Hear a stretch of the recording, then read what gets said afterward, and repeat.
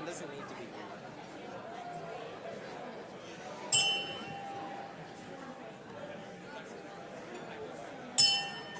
Hello, Rotarians and guests. Please, welcome to the Rotary Club of San Jose, meeting number 5,487. Terrific. Welcome, everyone. My name is Matt Breaker, and I have the honor and privilege of leading our club for this Rotary year. Thank you all for coming. If everyone could please take their seats, we're going to get started here.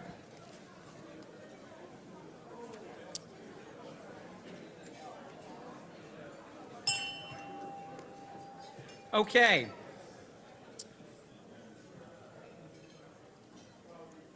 First meeting of the month. We got lots of traditions. We're starting with those. And the first one was we kicked off our meeting with some fabulous well, actually, let me backtrack for a second. We're still working on this. It's Wednesday. It's about noon. That means it's showtime. We are officially, folks, on air. There we go. Is it working?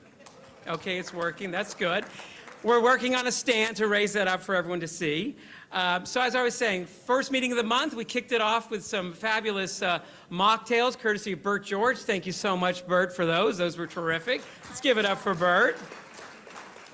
I figured since we have the chief of police here and some law enforcement, it'd be best to go the mocktail route as opposed to our usual Rotarian route of some booze and wine.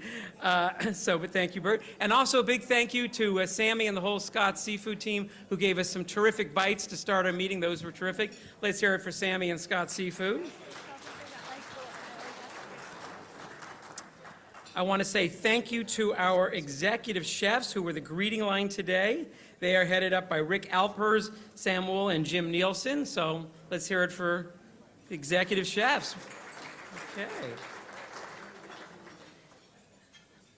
So as I mentioned earlier, first meeting of every month, we're going to have CMT come and talk and perform for us. They are the beneficiaries of gifts we're giving in the name of our weekly speakers. And CMT, San Jose, just completed its 57th season at the Montgomery Theater. Wonderful. Yes.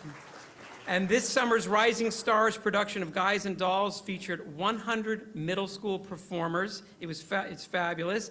And here to reprise their roles of Sarah Brown and Sky Masterson, please welcome Delphine Sen and Maxwell Hamilton. Come on up.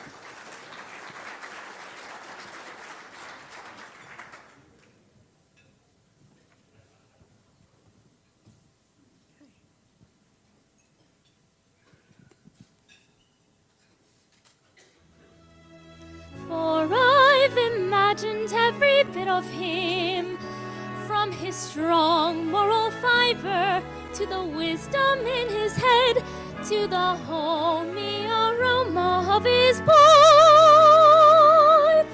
You have wished yourself a Scarsdale Galahad, the breakfast-eating Brooks Brothers type. Yes.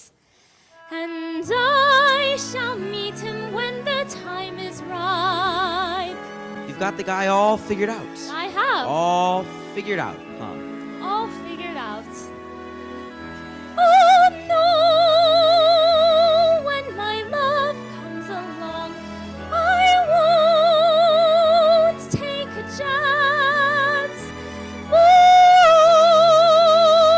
he'll be just what I need. Lots of fly-by-night Broadway romance. And you'll know at a glance by the two pair of pants. Oh no, by the calm, steady voice, those feet on the ground. Oh no, as I run to his arms, that at last I've come home safe and sound. Until then, I shall wait. Until then, I'll be strong. For no, when my love comes along. No, no. You're talking about love. You can't dope it like that. What are you picking, a guy or a horse? I wouldn't expect a gambler to understand. Well, would you like to know how a gambler feels about the big heartthrob? No. Well, I'll tell you. Mine will come as a surprise to me. Mine, I'll leave to chance and chemistry. Chemistry? Yeah, chemistry. Suddenly I'll know when my love comes along. I'll know then and there. I'll know at the sight of her face how I care, how I care, how I care. And I'll stop and I'll stare, and I'll know long before we can speak. I'll know in my heart. I'll know, and I won't ever ask, am I right? Am I wise? Am I smart? But I'll stop and I'll stare at that face in the throne. Yes, I'll know when my love comes along. When my love comes along.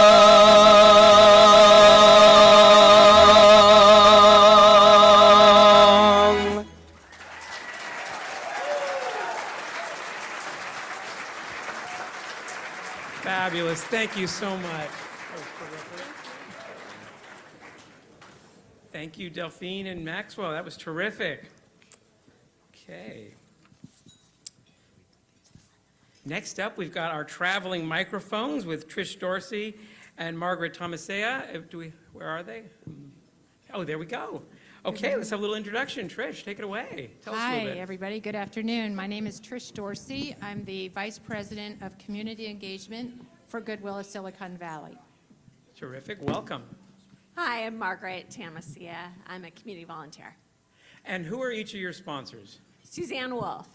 John and Camus. Oh, wonderful, wonderful. Thank you.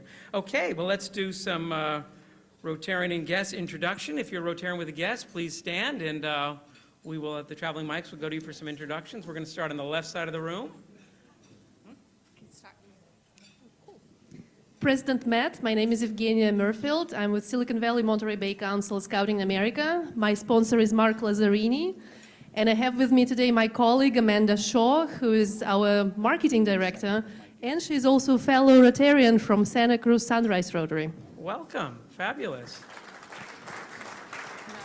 I'll come back. And I would say, why don't we just hold off on applause till we've got everyone introduced. Take it away. I'm Felix Häuser. I am from a club in Austria, in Graz. I'm here for a 2-week visit, and I am a classical singer with specialization in contemporary opera. Welcome. Yes. We'll do a little flag exchange at the end. That's terrific. President Matt? Yes, we've already been chatting. We're making sure he's coming back. Yes. Mike Block, here we go. Past President Mike Block. Yeah, President Matt, great to see you. to Mike see you. Block from Block Instruction. My pleasure to introduce Shane Bohart. Shane's a great friend and founder and CEO of FBO Real Estate Advisors, a special nonprofit that advises faith-based organizations on their real estate. Wonderful. Welcome. Welcome. Okay. Michael McKay. Thank you, President Matt. Michael Mulcahy, proud to have 2 of my San Jose City Council District 6 staff members here today. First is Joey Morrow, who works on policy and has been with me through the campaign and now serving in office. And also, would we do a round of applause for Joey? And then secondly, our newest team member, Chief of Staff Lynn Lee. Welcome. We were doing applause at the end, but that's good. And just a shout out to those kids performing from CMT. Yes. Thank you. Near and dear to your heart, I know. They were fabulous. Okay, here we go. Past President Roger Don. Mr. President, it's a very distinct pleasure to introduce this new leader in our community. Deval Penchel is the president of the De Anza Corporation that is renovating and preserving the wonderful De Anza Hotel to be the great dom of the downtown hotel structures. And he's visiting today, and he has submitted his application. I love what I'm hearing, folks. I love what I'm hearing. Fabulous. Okay. David. Hi, President Matt, David Cohen. I'm happy to have as a guest today San Jose's Assistant City Manager Lee Wilcox. Oh, fabulous. Welcome. Okay. And Dave again. Good morning, President Matt. Dave Cowan, my sponsor is Ed Correa. I'm pleased to introduce to the club Ken Wong. Ken is founder and CEO of S Foundations. He provides outsourced CFO and accounting and finance services. Excellent. Here we go. Yes. Hello. Hi, President Matt. I am happy to introduce my very dear friend, Carol Musser, who was, in 1987, the very first woman lion in Los Gatos. Fabulous. Welcome. Excellent. Yes. Looks like Sarju is ready to go. I love it. Hi, President Matt. My guest today is Erica Valentine. She's with Local 393. Welcome. Okay. Emily, yes. Hi, Emily. Hello, President Matt. Emily Rubalcaba of West Coast Community Bank, and today I'm pleased to present my guest, Mauricio Salazar from Paleta Planeta, and you will hear a little bit more about him in just a few minutes. Excellent. And we've got Matt Bell here. Hello, Matt. Good afternoon, President Matt and Rotarians. Matt Bell, CEO of Pivotal. I'm happy to introduce my beautiful daughter, Gracie Bell, who is a cashier's assistant at Whole Foods in Santa Cruz. Hello again, Gracie. We got Retired Police Chief Tony Mata right here. Hello, Tony. Hello, President Matt. My sponsor is past President Brian Adams, and with me today is my friend and colleague, Assistant District Attorney Stacy Capps. Welcome, Stacy. Stacy and I work together. Good to see you. Okay. Past President Karen Philbrick, take it away. Thank you. Karen Philbrick. My sponsor was Rod Darradon, so I'm part of the Rod Squad. And today I have two guests. My husband, Evan Mandel, who's a stay-at-home dad extraordinaire, and my good friend, Jim Salata from Garden City Construction, Love it. and a Welcome. prior Rotary Award winner. Yes, welcome. Okay. Hello, President Matt. Cynthia, hello. Yeah. Nice to see you. My name is Cynthia Teniente Matson, and I'm also part of the Rod Squad as my sponsor. I brought several guests with me today, President Matt. First, our University Police Chief, Michael Carroll. Hello, welcome. Our Chief of Enrollment, Admissions, Financial Aid, and Welcome Center, Andrew Wright. Nice. And a very special guest, the President of the California State Student Association, Tara El-Rahini. And she's a San Jose State student, but she's representing all 450,000 students across the CSU as this year's president. Go Spartans, there we go. Good day, President Matt. Jason Laker from San Jose State and co-chair with Steve Preminger here of the Interact Committee, and we have these two tables today. I love it. And we have Ian Gomez from Lincoln High Hello, School. Ian. Yes. We have Kelvin, is it Manis? Yeah, let's all have everyone stand. We'll give a round of Kelvin applause at Manis the end. Go ahead. from Bellarmine. We have Winnie Yang from Overfeld.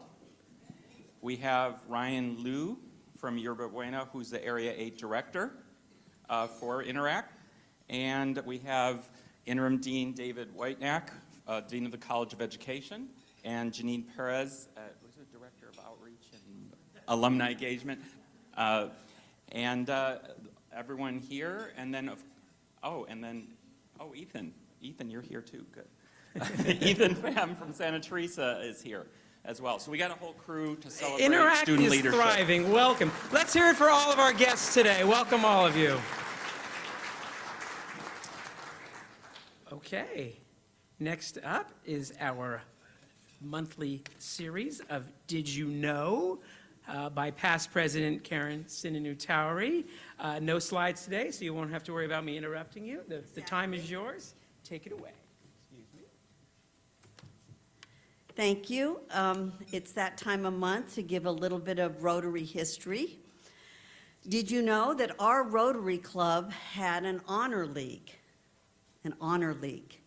I was reading the July 21st, 1916 Mercury News article about the Honor League, and it gave me pause. Like, how did we get a prosecutor as a president of our club for this year? And I think I know where he's going after reading this article. I mean, let's think about it. The place is filled with cops today. We have Chief Joseph, Chief Mata, Chief Siemens, Chief Carroll. There are probably some others here. Okay, we have DAs here. I know that Matt is in a book club with the elected DA, and he's doing crime stories. Oh yeah, we're going to have crime stories all year round. And he loves finding people, so I see where he's going. I think, and he's got this wheel here, which it's kind of iffy. So I think he's going to be bringing back the Honor League.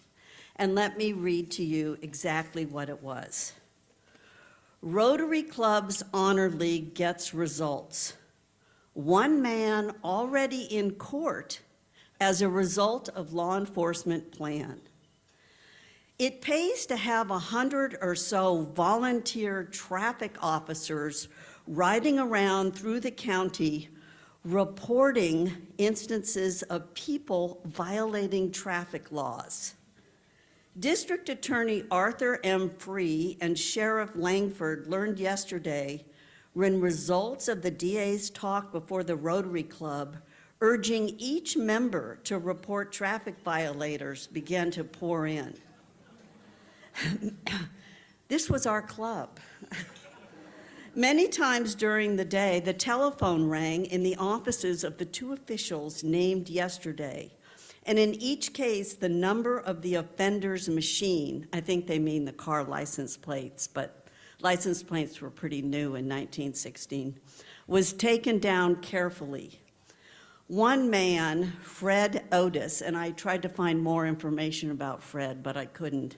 One man, Fred Otis, reported it was taken before Justice Irvin Sontheimer and given a severe lecture and put on probation for 2 years. So if Matt announces the Honor League Club, I think we'll think twice about his presidency. And if he does, I have seen Steve Ellenberg jaywalking.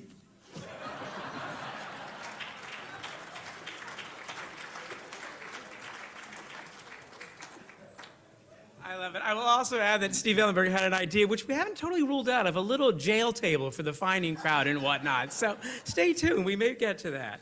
All right. Thank you, Best President Karen. That was good. Next up, we've got the executive chefs. Here we go. We've got Brad and Rick talking to us about the barbecue, which I'm going to put right here. Yes, it's our big event of the year. Let's make it happen. Let's make it big. Take it away, guys. Thank you, President Matt. How's everybody doing today? Good? Good. Okay, September 10, our fall barbecue. We really want to have a good turnout. Personally, I'd like to invite you to come see how we do it. You're welcome to come down earlier in the afternoon, see how we prep the salad, the casseroles, the meat, how we do it, the bread, the whole thing. You're welcome to come see us do that. Secondly, let's have a good turnout. We've got a bunch of new members. Let's have a good turnout. And with that said, I'm going to ask I'm going to ask Brad to come in and update you on this. And if you're there early, you can also provide emergency room transportation where necessary. So, you know, it's helpful. So I've got 3 reasons for you to attend the barbecue. First reason is tradition. The barbecue is a signature event of our club. We've been putting it on for over 100 years. And even during COVID, we had a barbecue to go. So nothing stops the barbecue. Second reason is fun and friendship. There may not be a better club event to invite a potential member to There you go, membership committee. There are, no speeches, no donations required, no stuffy room in a hotel or whatever else. You're outside, in the beautiful, San Jose summer, all right? So there's no better place for fun and friendship. It's also, number 3, the best deal in town, right? So when you arrive, you get to choose the beverage of your choice at the Joseph George Bar, right? And it's hosted. You get to go over to the appetizers, and you can choose from a variety of appetizers, including shrimp, oysters, sausage, ribs, and others. Then when the bell rings, you get to go over and choose what you want to eat. You can have our signature New York strip roast, you can have barbecue chicken, or you can have a vegetarian dish, up to you. In addition, garlic bread, salad, sides. Then you go to your table, you can choose red or white wine, dessert, all for $65 if you RSVP before the 15th of this month. And that's $65, no tax, no tip, right? So invite your spouse, invite a friend, invite a potential member, but be there on September 10th. Enjoy.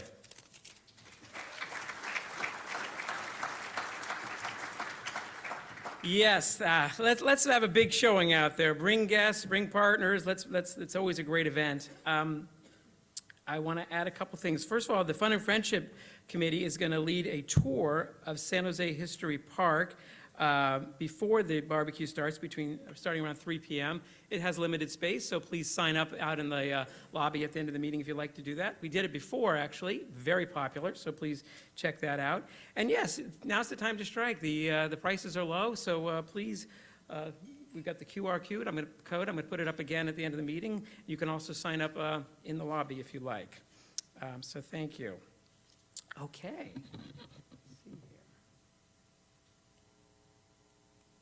Is the microphone working? I believe it is. Okay, so we introduced this little reintroduced, let me say, this fun game. This was a game Bert introduced to us. And just to remind everyone, this little fun game here is called Who Gets to Be a I'm sensing fear and panic in the audience. Just relax. It's all for the to the club. We're going to build our endowment. It's going to be good fun. So just as a reminder, here's what we've got here. We've got our wheel. We've got 24 numbers on this, and we have randomly selected 24. My goodness, I see Jim Towery's name on the list here. Okay, just so we know, we have 24 names with the numbers here. We will spin the wheel, and we will see who gets to be a giving Rotarian. Today we're going to spin for $1,500. I consulted with Foundation President Audrey Fox. Today we're spinning for $1,500.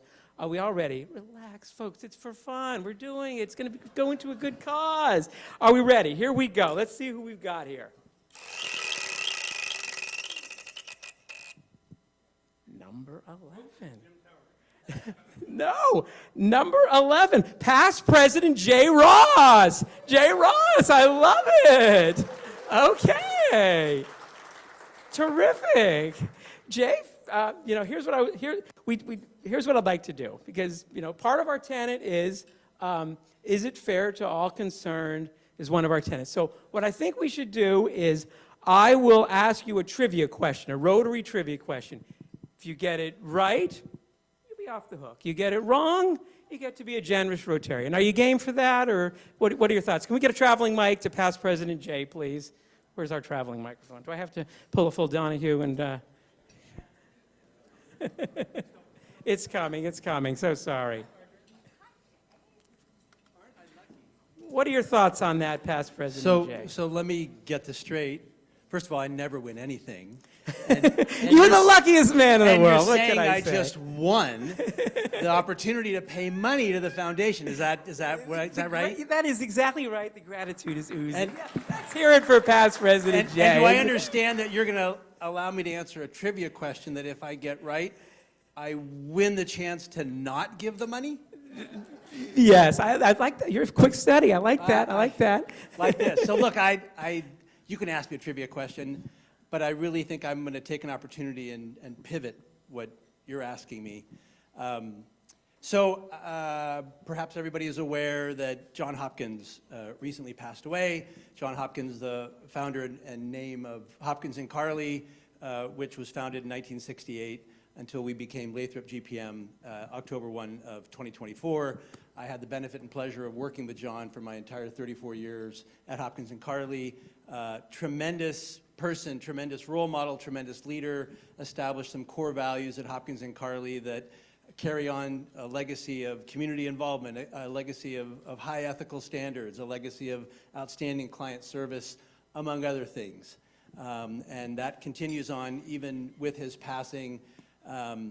So President Matt, again, you can ask me a trivia question, but I heard a rumor that John was about $1,825 shy of giving enough money to our foundation to be a perpetual foundation donor, to receive perpetual foundation donor recognition, which I understand means he will always be recognized at a silver level donor because he's almost at $50,000. That is correct. Matt, what I'd like to do is I'd like to contribute $1,825 to the foundation to get John to that silver recognition level. Absolutely love it. Let's hear it. That is wonderful. No question. I love it. Fabulous.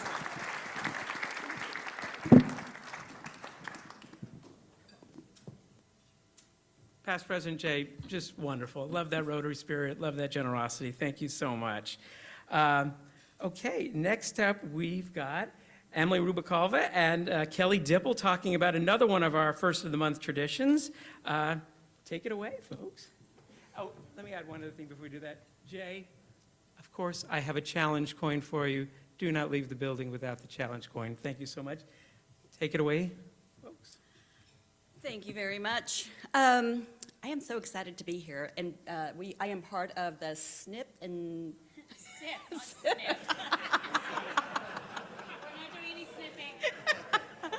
Sip and Snack Squad. Okay, gosh, that is so hard. All right, so I am so happy to be here, and I'm so happy that you're all laughing because that's what this is all about. Part of this group is to promote some of our downtown businesses, and I am so pleased to introduce you to Mauricio Salazar. He is one of the owners of Paleta Planeta, right down the street. And for those of you who were here early, you may have a flyer. Sorry, I'm taking your thunder here. You may have a flyer here that you will be able to redeem for a paleta. Okay, so I'll tell you a little bit about Mauricio. In 2021, he co-founded Paleta Planeta with his brothers out of their parents' garage in East San Jose. This began as a curbside pickup operation, and it grew through vendor and community events. And after completing business courses and earning a grant from Prosperity Lab, they expanded into a ghost kitchen. And eventually, they opened their storefront in 2024 right down here in downtown San Jose. So help me to welcome Paleta Planeta.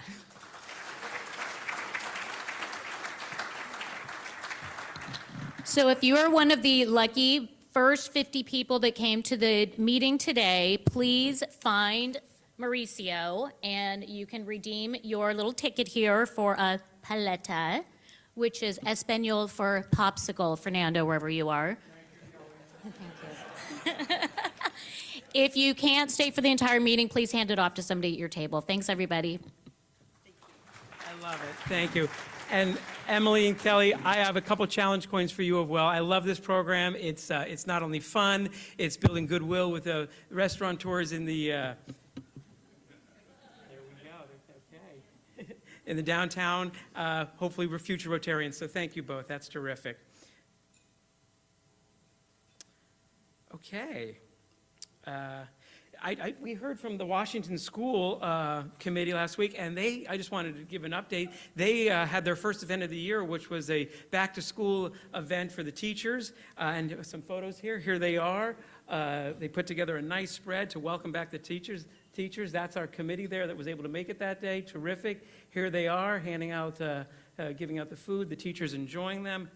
And here's a group shot of the teachers from the school with the principal and our committee, just updating everyone on the great work of this committee out in the community, making things happen. So yeah, let's hear it for Washington School. Okay, now we've got a quick second here. So I got this photo sent to me because, past president, almost past president, future president, Tim Gill. Are you in the house, Tim Gill? Where is There he is. Yes, this photo made its way to me. I understand it was taken in Norway. Beautiful photo with you and Sandra. I look at it. I'm like admiring the beauty, the big smiles. You're having a great time. First thing I notice is this.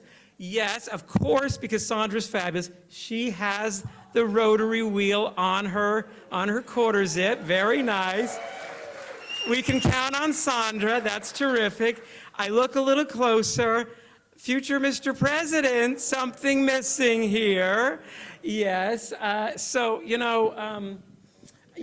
to give you a break because, you had blue on, but it's not even rotary blue. So what say you?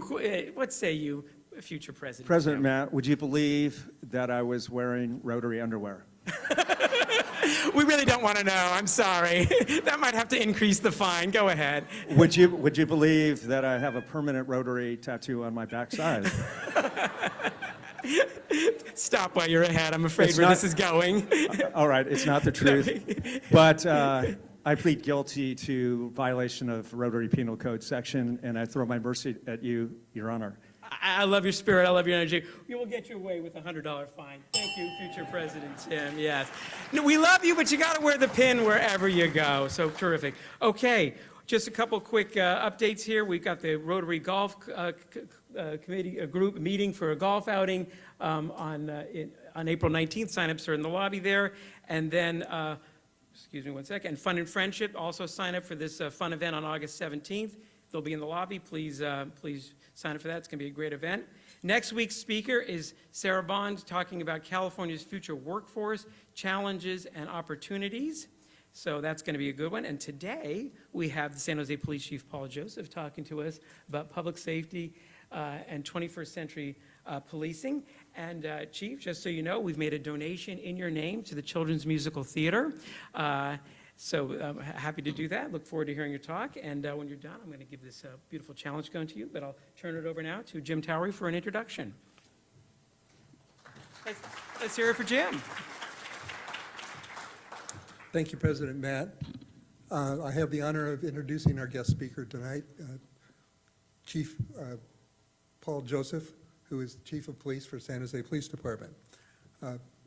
Chief Joseph, sorry, I'm stumbling over this, my apologies. Chief Joseph was born and raised in Los Angeles, came north to San Francisco in order to study law school, received his law degree, and then he signed up with San Jose Police Department and has spent a 30-year career with the police department. He has been through all of the major assignments, homicide, robbery, so forth. He has shown innovation in handling DUIs in particular. Please join me in welcoming Chief Paul Joseph.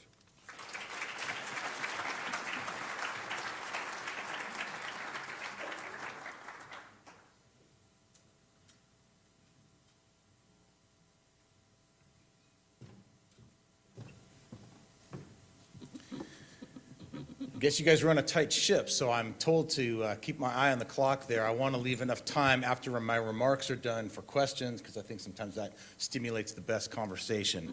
I look out into the crowd and I see a number of council members, my boss, the assistant city manager. So all I can say is, in case this doesn't go well, I'm really glad that the mayor's pay-for-performance plan was not enacted by the council.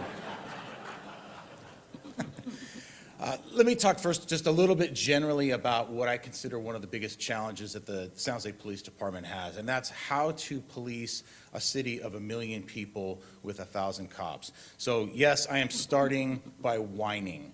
We whine about this a lot. People get frustrated. They don't want to hear it, but it is something that I do need to discuss. The average police department in the United States has 2.2 officers per 1,000 population. So San Jose has roughly 1 million people. Our authorized strength is 1,155, and we have about 1,070 police officers hired. So that means we have between 80 and 90 vacant positions. And that is not because of a lack of support from the community or a lack of support from the city council or the city manager's office.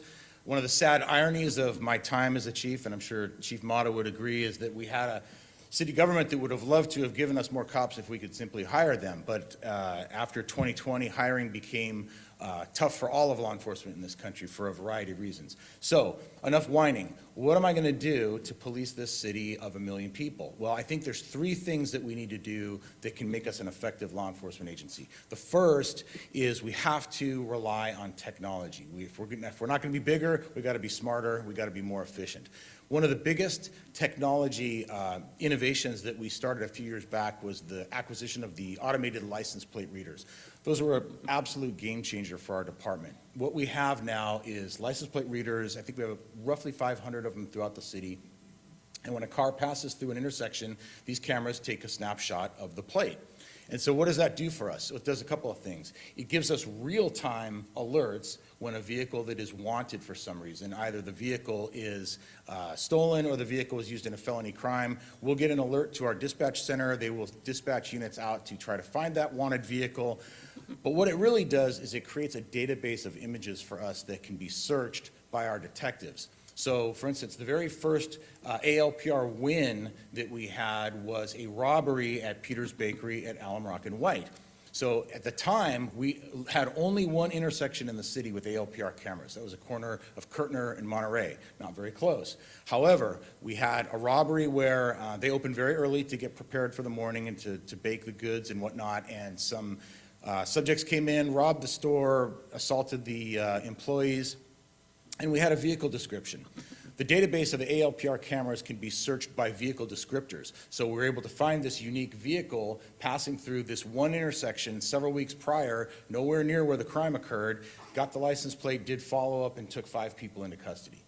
So now imagine multiplying that by 500 cameras. We've had many wins, and if you follow our social media, and I hope you do, because I'm like a teenage girl now with my Twitter page and my Instagram, we do talk a lot about some of the things we've done with the cameras. The next thing that we have done is we have stood up a real-time information center. And what that is I like to refer to it as sort of a dispatch center on steroids. So right now our dispatchers are in charge of, they receive information from the public. They broadcast this information to the officers, they direct them in the field, but they're focusing on a lot of things at once. What the Real-Time Information Center does is it has access to information that wasn't previously available to our dispatchers. The 2 key pieces of information, the 2 key pieces of technology are, one is a software program called Peregrine. What Peregrine does is it combines all of our law enforcement databases in one easily accessible and very quickly collated source. So when a call for service comes out, somebody in the Real-Time Information Center can find out everything that could be known through one of our databases about the location, the people involved, the crime itself, and they can give that to our officers while they're going to the call. So Peregrine's been a big, huge acquisition for us. The second thing we got is a video management system called Fusus. And what that has done for us is it allows us to see the images, not just see, but record the images from Department of Transportation cameras at intersections throughout the city. So we could always look at them, but we could only look at them in real time and they didn't record. So unless you happen to be watching the feed from a camera at the time a crime happened, you would never know what that camera picked up. Now, in the Real-Time Information Center, let's say a crime happens at 4th and San Fernando, if there's a camera there, we'll go right to it, we can back up a minute or 2, and maybe we see the crime, maybe we see the bad guy coming or going. Again, all that information is given to the officers on their way to the call. So it does 2 things. It helps us catch the right person. It helps us not stop and detain the wrong person, because it gives us really good information. So anyway, use of technology, very grateful to the city manager's office, the mayor, and the council for giving us this technology. It really helps us, and more importantly, it helps all of you. The next thing we need to do is make greater use of civilian employees, where a civilian or a professional staff person can do a job that doesn't require a sworn person, that's the way we're going to go. One of the most visible examples of that is our Community Service Officer program. So you probably see the CSOs, they drive around in little white cars, they've got the navy blue pants and the powder blue shirt, and I kind of call them police officer light. What they do is many of the functions of a police officer minus the enforcement component. So they will take reports, they will collect evidence, they will direct traffic. What they don't do is make arrests or write tickets.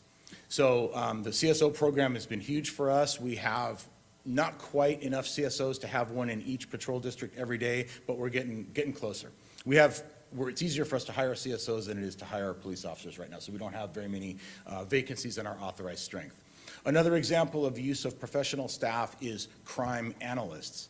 So if you're familiar with what it takes to be a detective and to crack a case, sometimes there's just a lot of drudgery, there's a lot of legwork, there's a lot of going through files, going through different bits of evidence to try to figure out what it's telling you. And does that have to be done by a police officer? Not necessarily. So we've hired crime analysts for most of our investigative units to do some of that legwork and be more efficient. The third thing that I think we need to do in order to police this city effectively is find alternative responders for various calls for service that result in a police response, and maybe the police department isn't the best equipped, the best trained, or the most appropriate. And so the three areas where we most often hear, hey, we would love to have an alternative to the police, is calls for service involving the homeless, calls for service involving people in some sort of mental health crisis, and calls for service involving folks that are dealing with chronic substance abuse.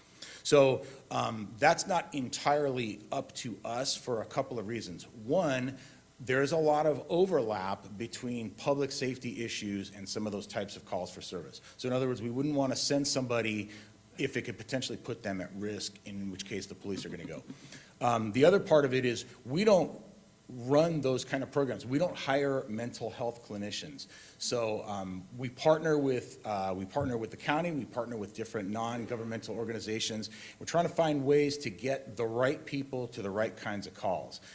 So again, those are the three things that I think we can do to help police this city with the number of police officers we have. Because despite the fact that we are very aggressive in our recruiting efforts, things are starting to turn around, things are starting to slowly come back to where we're getting larger police academies. It's slow. It's a slow process. I doubt that by the time I retire we'll certainly not going to be at 2,000 police. I don't even know if we'll be at 1155, although I really hope so.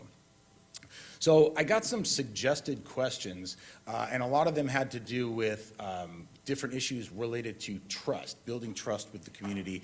And so I want to talk about probably the two most burning political things that we deal with, and they really touch on this issue of trust.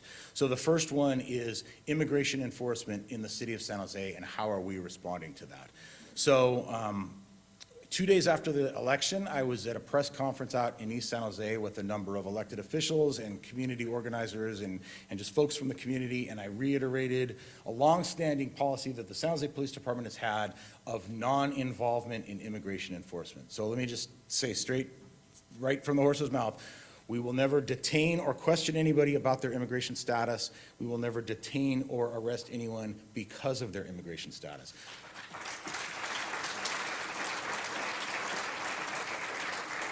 So no one who is a victim or a witness to a crime should ever fear contacting the San Jose Police. We message that in a lot of different ways. We recently tried something very innovative. Yesterday I released a video where you will see me speaking in perfect Spanish, which I can tell you I cannot do. We did it through the use of AI. And I'll be honest, I was a little reluctant to do it because it just seemed very strange to see me speaking. And I have to say, it is a little bit like a movie with subtitles. My mouth doesn't exactly match the words. But what kind of put me in favor of releasing it was we had some folks around the police department, some non-sworn folks, take a look at it, and they really liked it. And they said, this is what the community wants to see. This is what they want to hear. And so in a community as diverse as San Jose, no matter what I spoke, I'm not going to be able to speak the language of everyone in San Jose. But I would say that obviously Spanish is spoken by many, many people in San Jose, as is Vietnamese. And right now this algorithm we use doesn't yet translate into Vietnamese, but we're working on that. So if this is a success, if people do like it, I can see us doing all of our major messaging in all three languages. So if that makes people, makes it more comfortable for them to hear it from me in those languages, then I'm all for it. No matter how much messaging I do, no matter how much we stick to our policy, and no matter how many times we respond out and help people in need without involving immigration authorities, I know that there will still be issues of trust. It's very frustrating, all of the hard work that's been done, particularly since 2020, to try to rebuild that trust has really been damaged. And, you know, let me just say this. It's not absurd to have immigration laws. Every country on earth has them. It's not insane to enforce those laws. Every country does it. Every president has done it. But obviously the way it's being done right now is just very, very different. It has been done aggressively. It has been done with rhetoric that seems to attack the entire immigrant community. And folks don't make a distinction, I know many in the community, between whatever's happening with immigration enforcement and law enforcement. So I will keep beating that drum. We will keep doing our job the way in which we say we'll do it, and hopefully at some point this is going to slow down a little bit, but I'm troubled. I think we all are. It's been very difficult. Another area of trust with the community is our enforcement of laws as they relate to homelessness. So, I mean, generally speaking, you know, what is our policy related to homelessness? Well, it's not illegal to be homeless. If you are homeless and you are a victim of a crime, we will do everything we can to help you just like we would anyone else.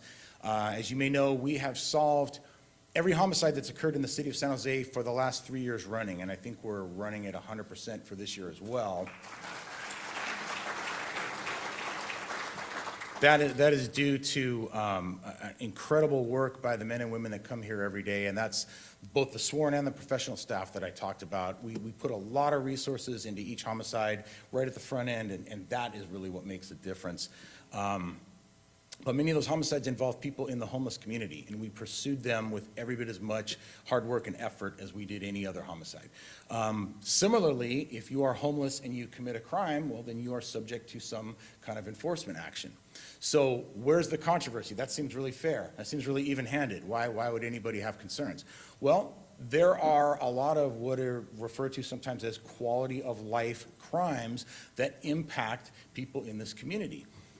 The people that are most challenging, I think, for not just in San Jose, but most big cities to deal with are folks who are committing sort of what we would maybe refer to as lower level offenses that just don't really result in much in the way of penalties, even if we do our job, even if we identify these people, take enforcement action, arrest them, and they go through the criminal process and they're charged and they're convicted, there's really not going to be much in the way of consequences. A lot of these folks also are suffering from mental illness, sometimes pretty severe mental illness, but not severe enough to where they can receive or be compelled to get treatment on an involuntary basis.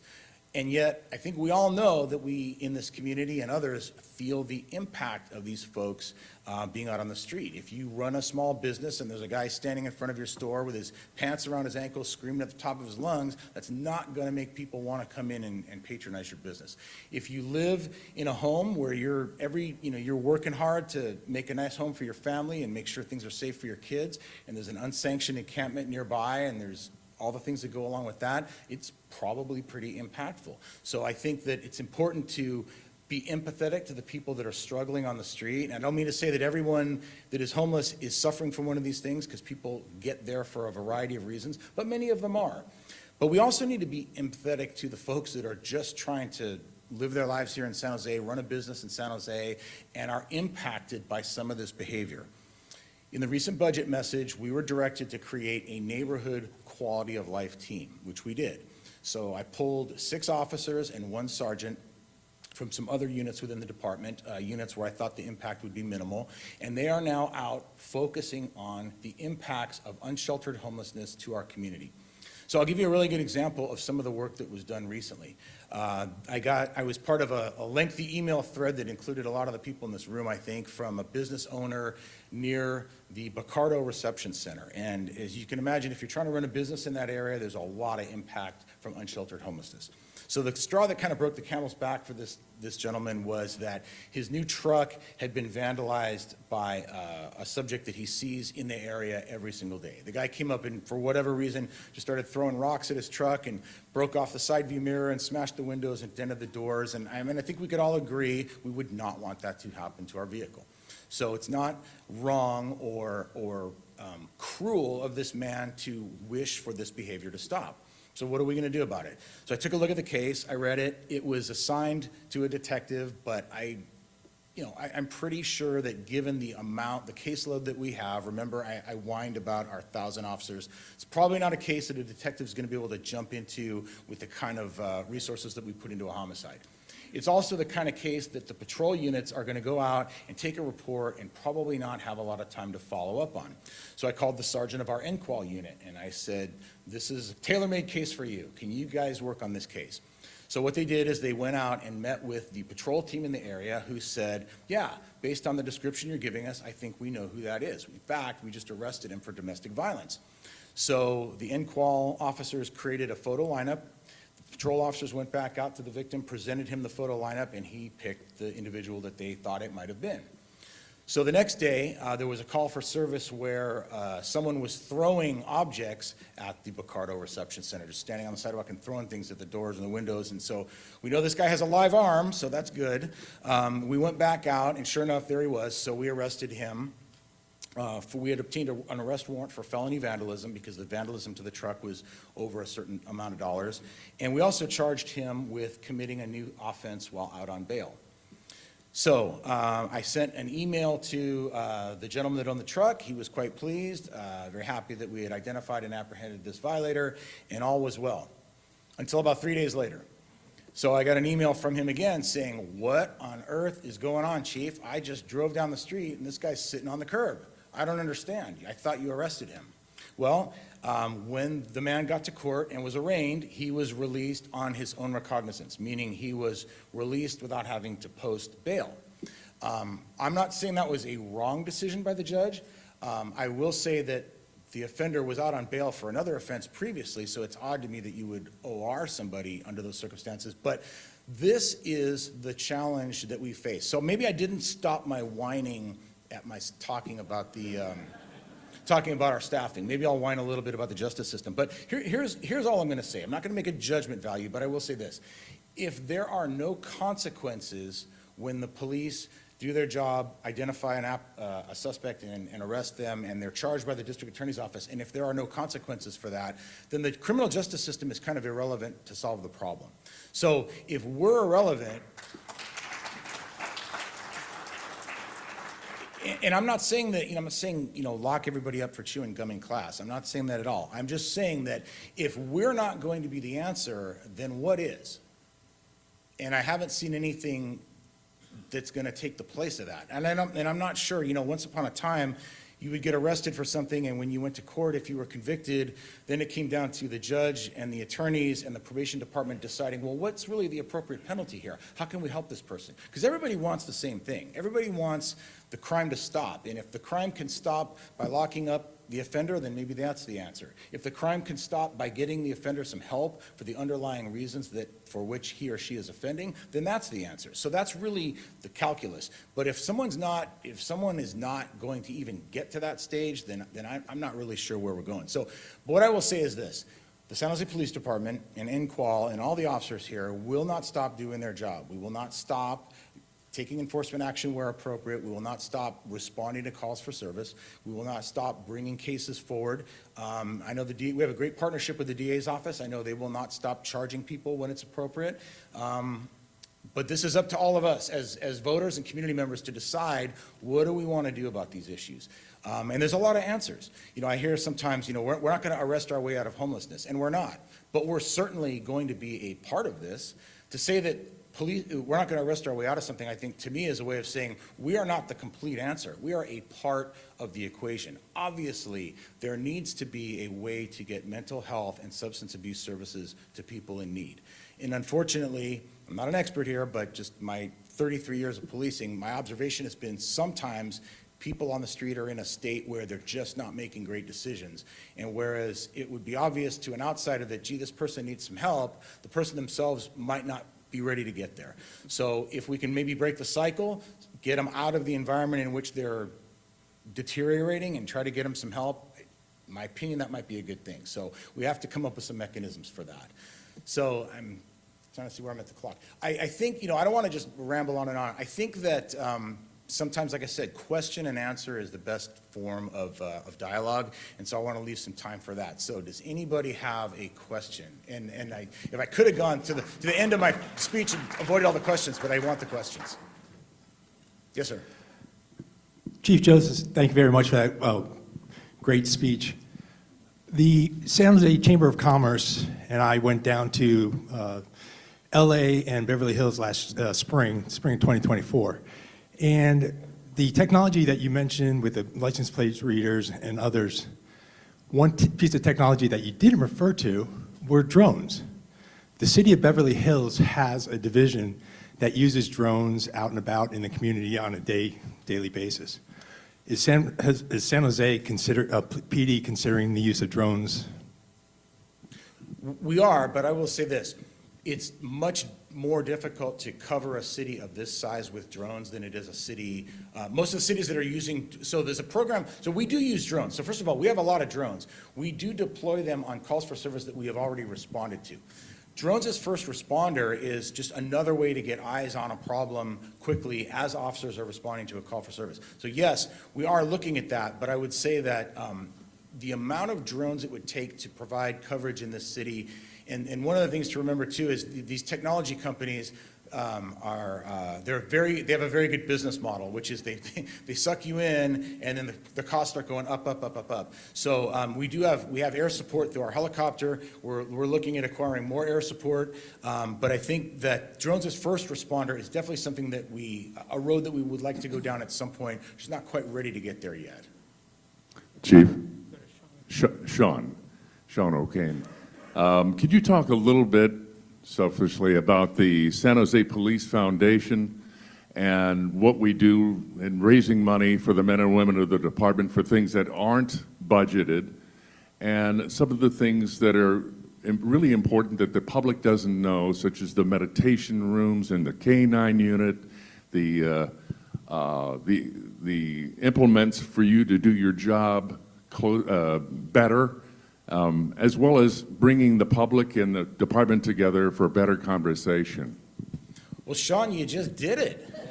The San Jose Police Foundation, first of all, thank you. San Jose Police Foundation is a charitable organization that raises money for things that we would not have at the police department. And it seems odd that, why would the police department need a charity to help them out? Doesn't the city give them everything that they need? Well, look, there's not unlimited resources at any level of government, and there's just different things that are going to get squeezed out. But how can we get things that both help us do our job and just make working at the San Jose Police Department a little more of a positive experience for our employees? So many generous people in this community have donated a lot of money for things like we've purchased canines, we've purchased breaching entry tools so that if officers arrive at an active shooter and encounter a closed door, they've got tools with them at that moment to get inside. All kinds of creature comforts and stuff like that that make life better for San Jose police officers. Because look, we are in a competitive environment. I know I'm getting the evil eye from Chief Carroll because we just stole one of his officers, but he'll probably steal one of ours at some point. We're all going back and forth trying to get officers into our agencies, and so whoever has the most attractive department oftentimes is going to win. We are incredibly grateful to the San Jose Police Foundation. Look, there's a lot of wonderful causes out there in the world for which one could donate, or to which one could donate, but if you think that that's a great cause, I would urge you to take a look at their website, see what they're doing, and consider your donations going there. I can't miss my predecessor there, Chief Mata. He's going to ask me the tough question because he knows everything, all the dirt. Go ahead, Tony. Not at all, Paul, but again, this is on behalf of our fellow Rotarians. Thank you for coming and speaking with us. As you can see, this club is made up of San Jose residents, business owners, developers, attorneys, people from the government, students, and the like. What have you done and what is your plan to engage not only the the club here at Rotary, but also similar people in the community. And just follow up with that, a good answer would be to join the club.